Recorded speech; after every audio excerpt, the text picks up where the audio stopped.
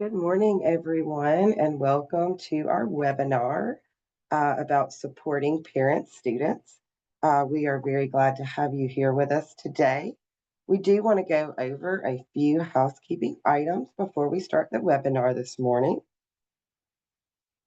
So just want to let you know that during this presentation, uh, we cannot see or hear you since we are in webinar mode, but please feel free to use the chat box to communicate directly with the panelists. And then you can also use the Q&A box to talk with us as well. Make sure that when you're using that Q&A that you just put the answers in there, and we will try to answer those live time for you. So as we're getting started, we want to do a little poll as everyone is getting in and joining us to give everyone that time to do that. So our poll question for today is, what percent of the United States post-secondary students are also parents? So you have some choices there: 24%, 36%, 18%, or 12%.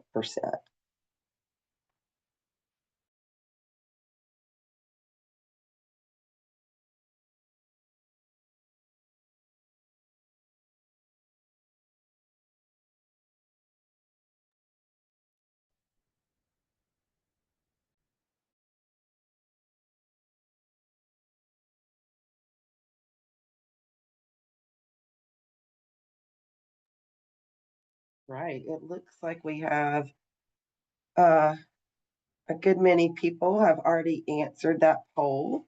So the answer to that question is 18%. These student parents, of course, are predominantly women, with nearly 3/4 of these student parents being female. They are also more likely to be adult learners, 25 years of age or older. So we're definitely going to hear more about that statistic and some other statistics when our presenter gets on. So we look forward to hearing about that. So here is our agenda for the day. We will be doing an introduction, and then again we'll have our presenter to talk about supporting student parents, and then we'll talk about upcoming webinars and our contact information. So as we get started today, I again just want to welcome you to the webinar.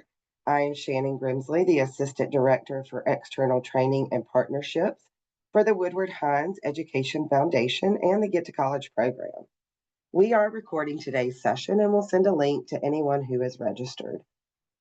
For those watching the recording, today's date is May the 6th, 2025, and the material in this webinar is current through the 24-25 school year.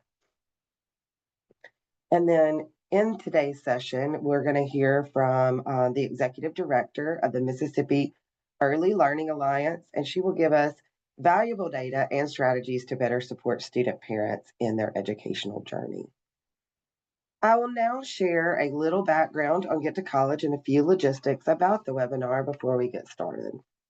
Get to College is a nonprofit program of the Woodward Hines Education Foundation.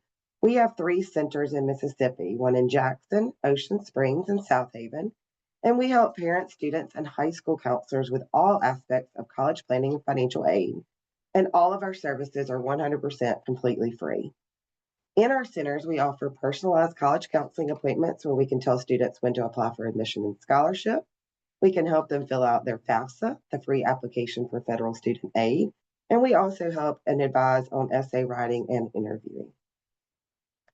As we mentioned earlier during the webinar, we can't see or hear you, but we do ask that you ask us questions through the chat or the Q&A today. I will be monitoring the front end of the webinar, and then my colleague Chelsea Williams will be on the back end there checking the Q&A in the chat. And like we said, as questions come up, we'll either interject during the presentation and ask that question if it's applicable to where we are there, or we will have a time for Q&A at the end of the presentation. So now I would like to introduce our guest speaker for the day. Our guest speaker today is Biz Harris. Biz is a dedicated leader, strategic thinker, and coalition builder committed to strengthening Mississippi's future by advancing early childhood education and health as key drivers of economic and community well-being. As a founding staff member of the Mississippi Early Learning Alliance, or MELA, as the acronym stands for, Biz has played a pivotal role in shaping the organization's vision, forging strategic partnerships, and leading the development of the Forum for the Future, a cross disciplinary infant and toddler coalition dedicated to ensuring Mississippi's youngest children and their families thrive.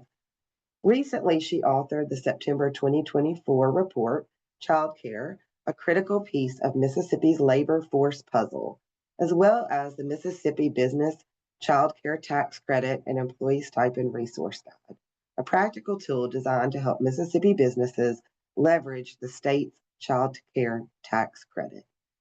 Beyond her leadership at Mila, Biz lives in Laurel with her husband Brett and two sons, Wagner, age 11, and Elliot, age 7. A graduate of W&L University, Biz holds a BA in political science and a Master of Divinity degree from Emory University. She is also an alumna of Teach for America's Mississippi Delta region, where she began her career in education as a teacher in Marks, Mississippi. So, welcome, Biz. We are so glad to have you. And at this point, we will turn the webinar over to you. Thanks, Shannon, and hello, everybody. I am not used to webinars. I'm used to Zooms where I can talk to people. So if I look confused, it's because I can't see y'all's faces very well. So a little bit about Mela. Mela was founded about 5 years ago, 6 years ago, by actor Morgan Freeman's Family Foundation. He is a dedicated Mississippian and really wanted to see he really believed that investing in our babies was the way to really make sure that our state continued to thrive and continue to grow. So Mela was born. And in thinking about what Mela believes, and Shannon, you can move on to the next slide, please. In thinking about, thank you, what Mela believes, and the reason that we exist really, Mississippi often ranks at the bottom of so many lists, right? In terms of health, well-being, and education. So many of you, as folks in the post-secondary world, know all too well these data. But Mela believes that if we can change the first 5 years of life for Mississippi's children, those first 2,000 days that they're alive, that we can change everything. We really believe that investing early is the way to, support holistic and long-term thriving. And that's because there is tons of research from the entire world, actually, that the first 5 years of life are critical to a child's future health, success, and well-being. And there have been longitudinal studies that track this well into adulthood. The impact that early education and care that a child or an infant gets actually can change their trajectory and their ability to thrive later in life. And a lot of that has to do with because the early experiences that a child has shape the way a baby thinks. Often the early health experiences depends on how they build their immune system, and how they interact with others, the relationships they have with their caregivers, develops their social emotional well-being, and of course, and also develops the neural connections in their brain. So those early years actually literally build a baby's brain architecture that the child relies on for the rest of their life. But unfortunately, Mississippi's current system for infants and toddlers is very fragmented, leaving our babies without the supports they need to grow and thrive. So that's where Mela comes in. And just as for a number, Mississippi has almost 220,000 children under age 5. So when we talk about a population, this is a large group of people that we are talking about, that we are trying to impact. And you'll notice here, this is a map, and I love it because so often we are it says like, it's a ranking system often has us in like a number that's really awful. And what I love about this is this is from our national partner organization 0 to 3, and it shows that Mississippi is getting started in systems and policies that really support and advance early childhood education, care, and health. And so we're getting started. We still have a long way to go to make sure that those 220,000 babies have what they need. So the way that Mela engages in this work is pretty unique. Our mission is to support and build coalitions that advance policies and practices that are great for babies. So we do not consider ourselves, the expert in everything to do with babies. But what we do is where we are an expert is when it comes to building consensus and coalition for people to advocate together for policies. And we champion policies that our partner organizations have developed, for instance, around maternal health or paid family leave. We promote evidence-based, innovative practices. So what are things that could be done that are new, that are innovative, that nobody else is doing, specifically around early care and education. We support our partners and the practitioners, so childcare providers, early interventionists, parents, to collaboratively design solutions. So we try to think about what is really not working and how do we get input from the people on the ground to actually solve the problem. And then we also, in that same vein, we make sure that the voices of providers, families, practitioners of early education care, health, maternal care, are really at the forefront of these conversations. So how do we really make sure that things are working and that the folks who have the most direct engagement are the ones leading the charge? And the coalition that we work the most with is a coalition called Forum for the Future.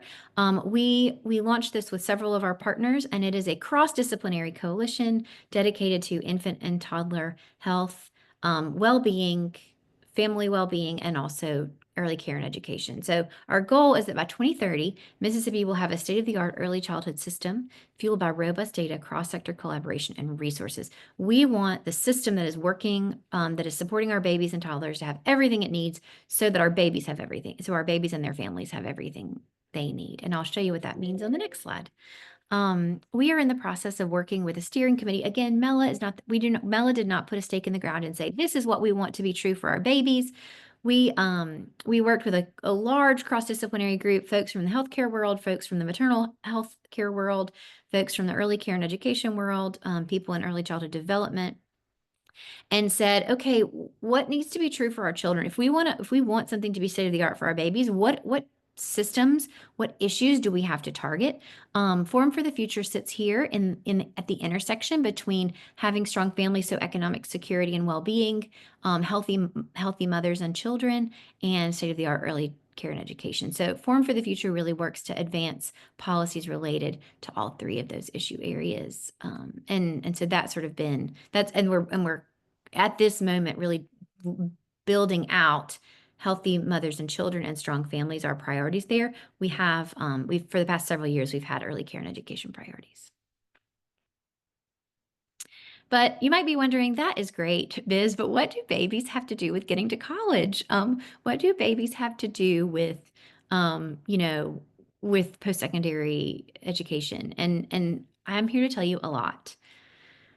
It turns out, on the next slide, there's some that there are some, I think I was asked to come here today to talk about what happens when there are undergraduate or post-secondary students who are parents themselves, right? So often when you say parents, or student parents, you think of, I think I thought of people whose children were in college. And in thinking about this issue, when we had engaged with this really we're talking up pregnant and parenting students, right? Those folks who are either expecting children or are in fact currently parents themselves while also students. And so how do we make sure that they thrive? How do we make sure that those parents have what they need so that they can make sure their babies have what they need, and so that they can complete college, because it's a critical piece in their own step to thriving and making sure their babies thrive. So just some facts. I think, about 18% or somewhere between about 1/5 of undergraduate students are parents. That is a wild number, y'all, and that is nationally. In doing this research, we do not have any data on Mississippi, or I could not find data on Mississippi undergraduate students, but nationally, the average is about 1/5.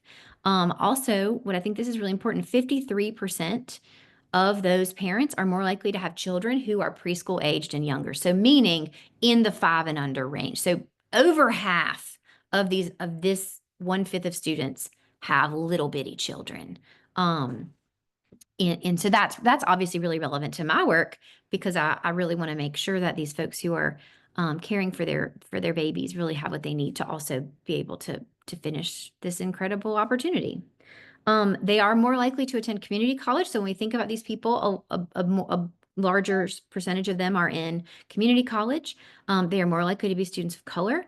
They are typically older than non-parents. So, maybe they've taken some time off or something like that. They have um, a lot more student debt. They often have the same or higher GPA than students who are not parents.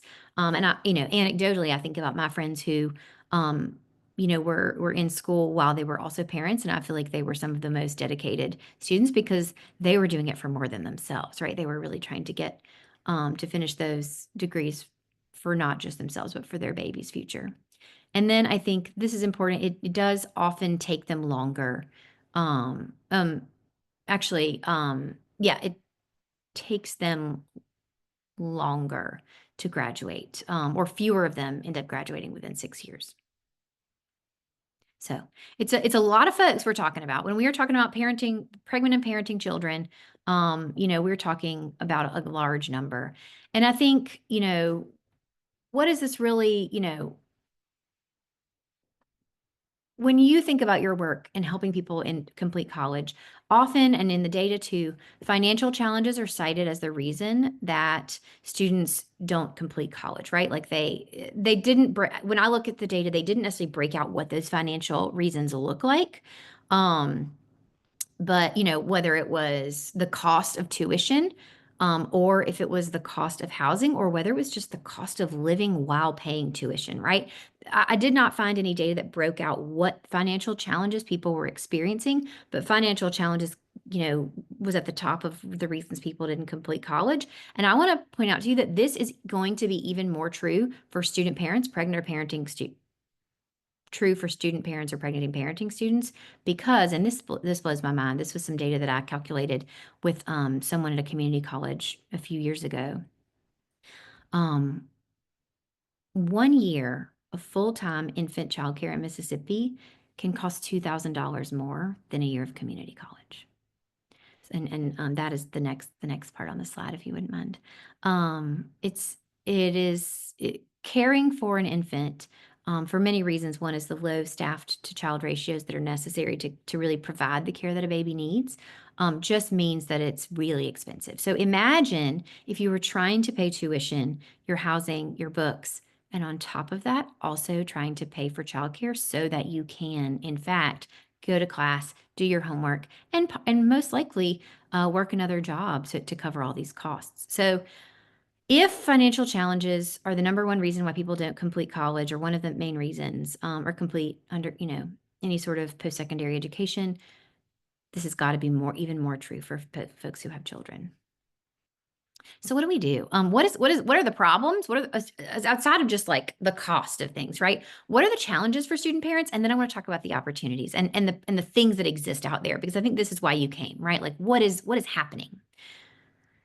So to start, our challenges. First of all, when there's been some studies, and one said that a lot of times decision makers don't see um, parenting students as a big population of their constituency, right? They don't make decisions with parenting students in mind because they're like, oh, that's a niche population. That's not a large percentage of my student body. But really, if we're saying 18%, other studies had it as high as 25% of students had children. So if we're talking about 18 to 25% of our student body overall as a country, this is not a niche population. This is a large group of people that we need to be thinking about and making decisions in mind, right?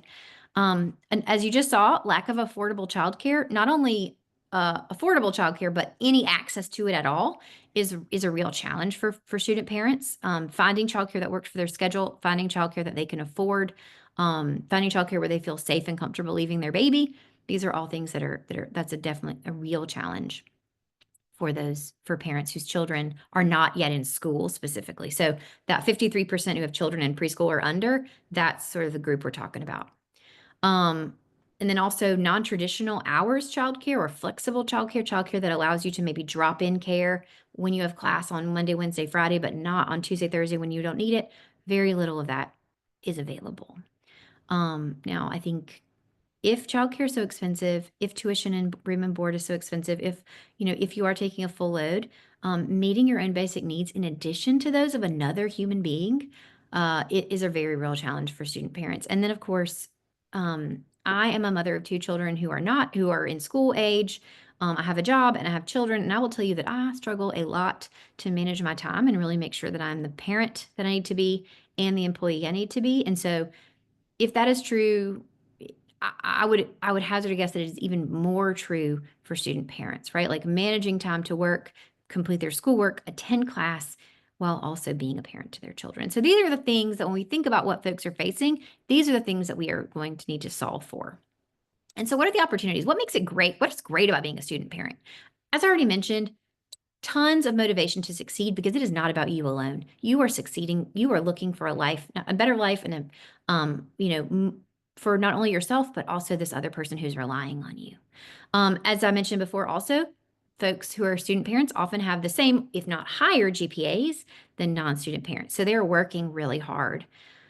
And I think this is really critical to me. There have been many, many, many studies that have shown that if an infant or a child has parents who complete college, or have additional education, post-secondary education, there is an increased positive impact on that child's likelihood of success in life. So not only just post-secondary education or completion of some sort of, college or university experience matter for the person completing it, but it has measurable impact on their child's future.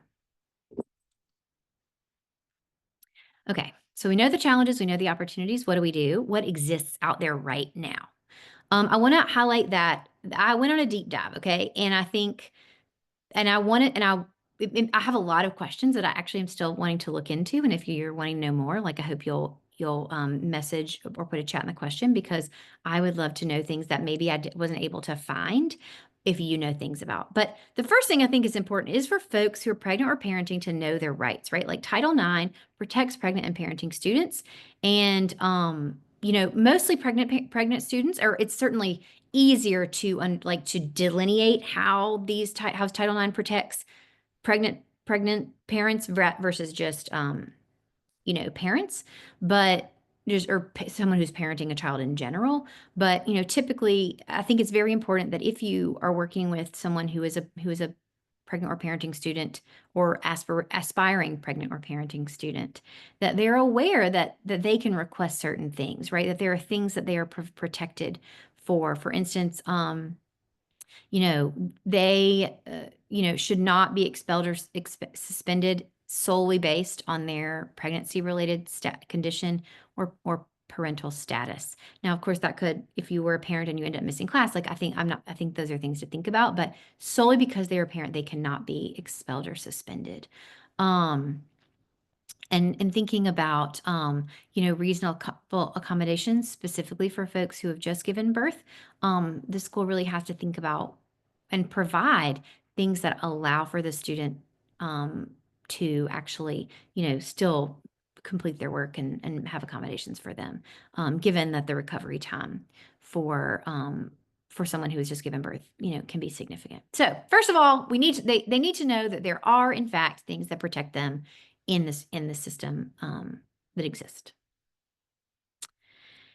And then we have to think about what they need. So there are three categories that I think are the things that exist that I want us to talk about. And then I'm going to show you all the things that different Mississippi universities provide. The first is we need childcare that works their schedule, and they need an ability to afford that care. And everything you'll see, if you see a purple baby, you see the purple, then that will tell you that solution or that thing helps address affordable childcare or accessible childcare. If you see a teal, these are a little slanted, but if you see a teal baby, those are supports that help student parents to meet their children's and their own basic needs, so food, housing, etc. And then if you see a blue baby, I think this is an additional thing that some universities are thinking about, and I would imagine would make a big difference for a student parent. That if there are community supports and visible, active, family-friendly policies, right? What is in place that makes it work, that makes it possible, doable for student parents, that even like acknowledges that a significant portion or some portion of the student body may also be parents. So some universities have community support. So I want to show you these things that use the color coding as like a mental model. So the first thing, there are universities who offer on-campus childcare. Often priority is given to professors and staff, but it is also available for students as well. And certainly students and staff have higher priority than like some other community member that isn't related to the university or college in some way. So this is a list of those on-campus college programs. You'll notice here that two larger universities recently closed or are in the June is the last day for the Delta States Child Care Program. They're in the process of developing a partnership with another childcare to come use their space, but due to financial challenges, two of the university childcare programs have closed in the past year and a half. So that's a real challenge. But these other universities and colleges do have them. There might be others that I missed, but these were just the ones that were most really available to know. Also, this is something that I think is so critical, and I would really want y'all to know this because it was news to me. There is a way to apply for financial aid for loans or grants that help pay for childcare. Lots of students are actually leaving money on the table because they don't know it's there. There have been there's been some research done that financial aid advisors are not telling or are unaware themselves that there is a way for this amount of money to be requested, and the language is a dependent care allowance. So basically, aid for childcare. There are certain forms that have to be sought or filled out in order to apply for this. Like sometimes you need a birth certificate to show that you have a baby under a certain age. It might be actually a bill from a child care, but there's a website, and I put the link at the end of this presentation to show how you might go about helping a student, or how a student might be aware of this and what they would need to apply for these funds. So it's really important that folks are aware that this is a pool of money that's open to them. Also, there is a federal grant called the C-Campus grants that allow for universities or colleges to offset the cost of childcare or pay outright for childcare for students. Only two universities or colleges in Mississippi actually have applied for these grants or have access, USM and Pearl River. There was an attempt to take this out of the budget last year, the federal budget. It was not taken out. It was put back in at the last minute. And so, it is possible that this may not be available going forward, but we really hope that it is because it's such a critical piece for people who leverage this grant have said the benefit it has for their students. So I also hope that once we know the status of it, we can get more of our universities to apply for these funds to really support lower the cost of care for their students. There's also a state-funded scholarship, childcare scholarship, for people under a certain income level.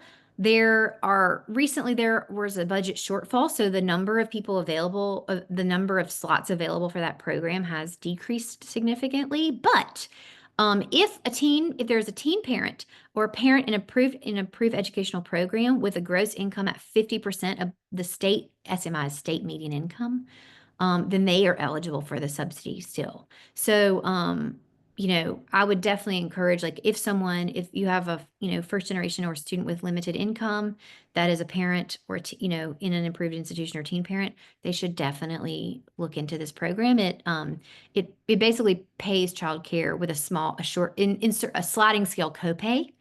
So it makes childcare much more affordable for parents. Additionally, there's a nonprofit, the Mississippi Low Income Child Care Initiative, that runs a similar scholarship program for folks seeking to working on upskilling or, attending school, and if they're single mothers. So the Employment Equity for Single Moms, same thing, connects childcare for folks while they're working to upskill.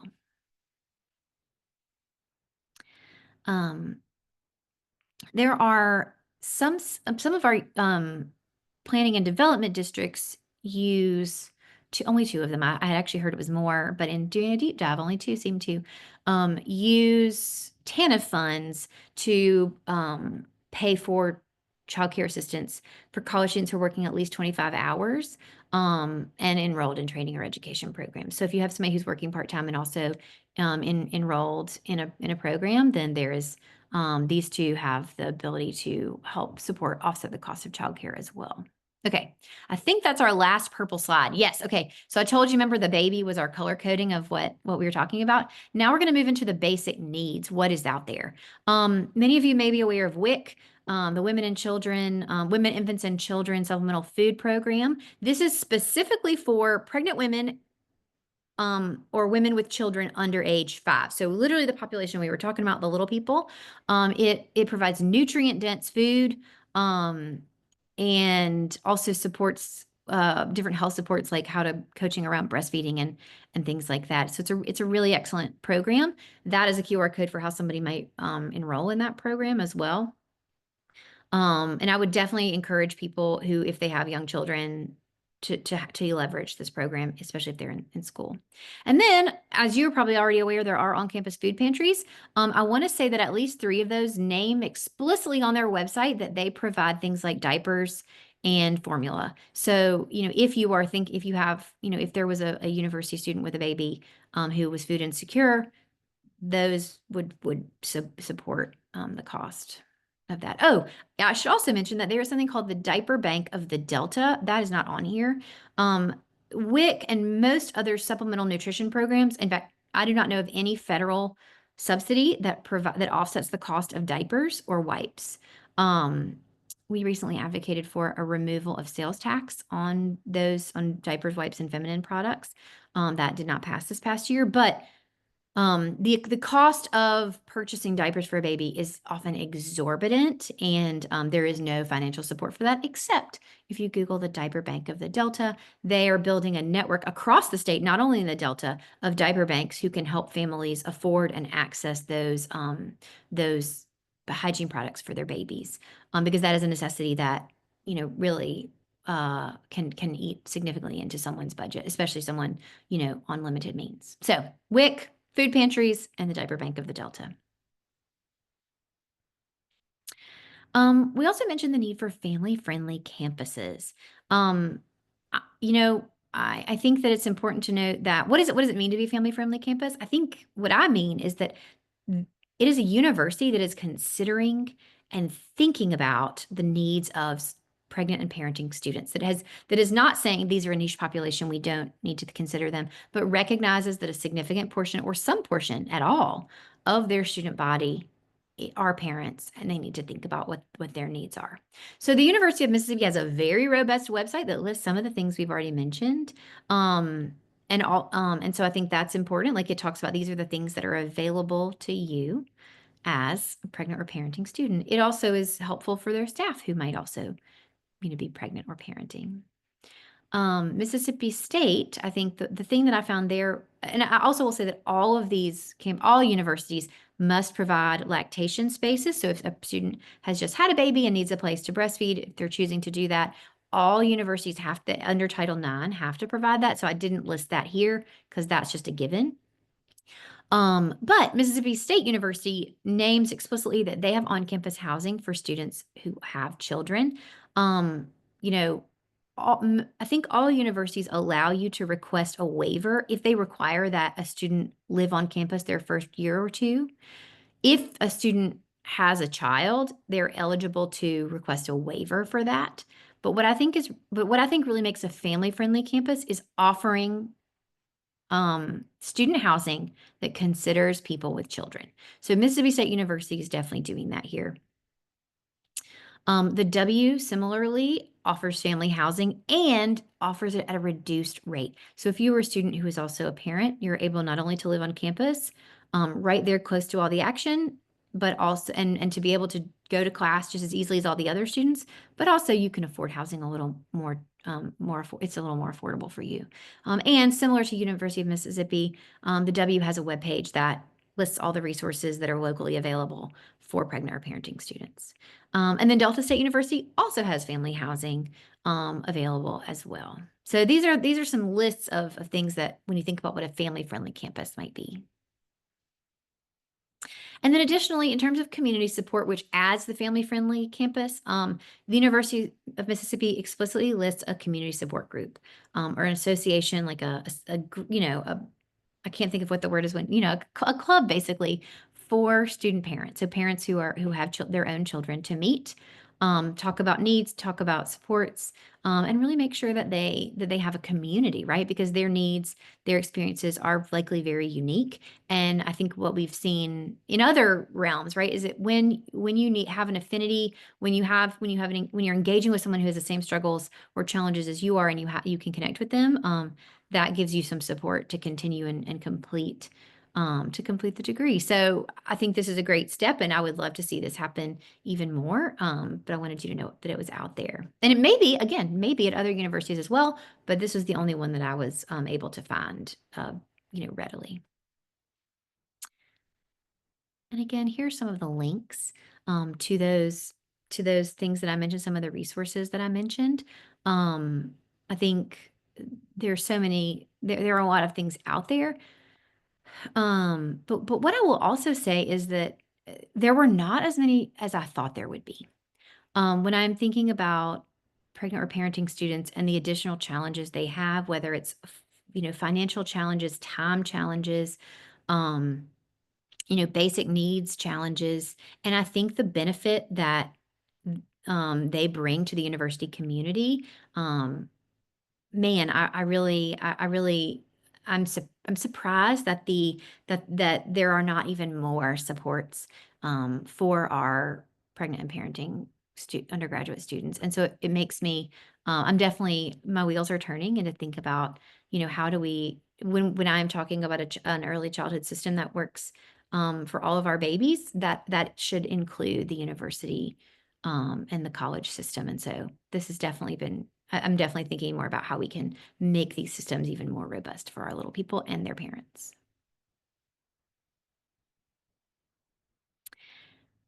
And just, to close out, I would really, if what I said about making sure that our babies have everything they need from birth to age 5, if making sure that they are thriving and that they're on the right path so as to change the trajectory of their lives and Mississippi's trajectory as a state, make it even more thriving. I would encourage you to join us at Forum for the Future as a member of our coalition. It is free.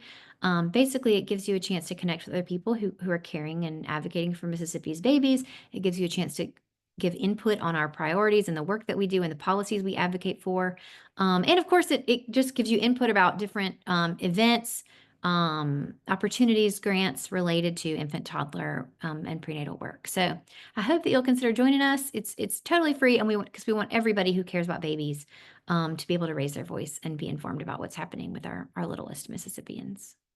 And I have really loved being with you today. And I don't know if there are any questions in the chat, but if there are not, you can also feel free to email me here. Yeah, thank you so much. Chelsea, are there any questions in the chat? No, no questions at this time. Okay, perfect. Well, thank you so much. I mean, I learned so much, Biz, about certain things that are available for these students, and I really appreciate the information. You really doing the deep dive for us, like you said. So we will be, making sure that our students that we work with here at Get to College know about these resources, and we'll be connecting with you guys if we ever have any questions. So thank you again so much for being here with us. I was so honored to be here. And again, I think if somebody is interested in helping, like I am really on fire right now to learn some more about what our Mississippi University and College pregnant and parenting student population looks like, what they would really need. So if anybody's like, oh, I'm really fired up about that too, I really hope you will email me and we can put our heads together about how to collect some data that we need to think about what would a really support what would it look like to be like the gold standard of a college or university supporting our families with children. Absolutely. Well, again, thank you so much, and we're glad to make this connection ourselves. And we hope those who are watching or who will watch in the future will definitely connect with you if you have that passion, because I do know there are a lot of people who have that passion for our students in Mississippi who are also taking on that huge role of parenting as well. So thank you again for all your information, and we hope that you all found this presentation helpful. We will email you the recording of this webinar in the next couple of days, and we'll also post it on our YouTube channel. That'll be posted a little bit later today. Um, if you have any follow-up questions, our presenter's email is on this slide. And of course, you can also contact us here at Get to College. So today was the last webinar of our spring and fall Topic Tuesday webinar series. We are happy to announce that we will continue Topic Tuesday for the 25-26 school year, and we'll post the 25-26 Topic Tuesday series on our website later in the summer. So be on the lookout for that announcement letting you know that they have been published and are ready for registration. The CEU policy will be the same next year as it is this year. If you participate in 5 webinars for the 25-26 school year, you can apply for 0.5 CEUs, and if you attend all 10, you'll be able to apply for 1 full CEU. So speaking of CEUs, this is our last session of the year. I will submit all participants' totals from this year's Topic Tuesdays to Mississippi College for their review. I will also be emailing each participant, if you've participated in any of the webinars throughout the year, if you're at that 5 or 10 mark, I will send you an email letting you know that you are eligible for CEUs, and I'll also send you our forum where we've kept up with the webinars you've attended, as well as the form from Mississippi College that you can use to submit and pay for your CEU credits. You will have to submit and pay on your own. We don't do that for you. You have to do that on your own. But please email me if you have any questions about your CEUs. I'll probably be doing that tomorrow. So don't expect it today, but probably tomorrow. If you are eligible, I'll get that over for you. And again, thank you all so much for your participation in this year's Topic Tuesday sessions. I think they've been very successful and we've learned a lot. We look forward to continuing to serve you all with this series and, of course, as always, many other educator trainings over the next academic year. So we're kind of finishing out our trainings today. We'll take a little break for the summer as well as with you all. Hopefully take a little bit of a break and then come back refreshed in August with all new educator trainings and Topic Tuesdays.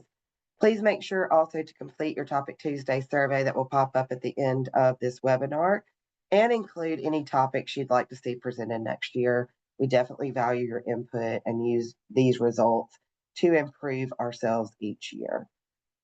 And as always, if you have any follow-up questions, you can reach us at info@gettocollege.org. And thank you again so much for joining us. Y'all hang in there. We know you're getting your students out the door for graduation, but we know that they all have important steps in front of them that we've all tried to help them prepare for as they begin this important journey on this next step in their life. So have a great summer, and let us know if you need anything. We will be here throughout the summer. So if you have questions, let us know. Thanks so much, and we'll see you soon.